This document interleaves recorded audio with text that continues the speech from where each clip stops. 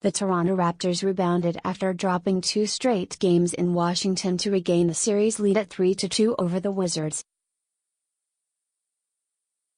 DeMar DeRozan poured in a game-high 32 points and Kyle Lowry added 17 points, 10 assists in the Raptors' 108-98 win. Here are 3 takeaways from Wednesday's Game 5: Rebounding. The Raptors got crushed on the boards 50-35. They gave up 14 offensive boards to the Wizards, who were struggling shooting from the field all night.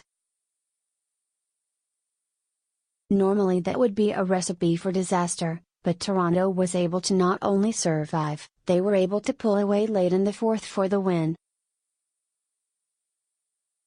15 of the Raptors' 35 rebounds came in the fourth period. That effort needs to travel to Washington for the Raps to close the series out. So far this series, Toronto's home rebounding percentage is 50.4%. In the 2 games on the road, it drops to 48.7%. Three-point shooting. The Wizards have clearly struggled to find their shot from three-point range at the ACC. On the road so far this series, Washington is shooting a dismal 33.3%. In Game 5 on Wednesday, they went 5 of 26 for 19.2%. Expect the Wizards shooters to find their stroke back at Capital One Arena. Closing time.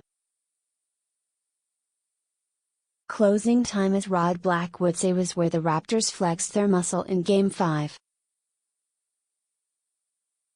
Trailing 87-82 with 8:52 left to play in the game may have had Toronto fans saying to themselves, "Here we go again."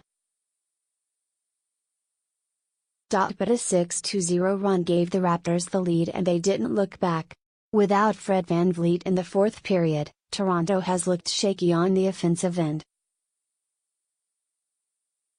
In Game 5 they got a huge fourth quarter from Delon Wright, who had 11 of his 18 points in the frame.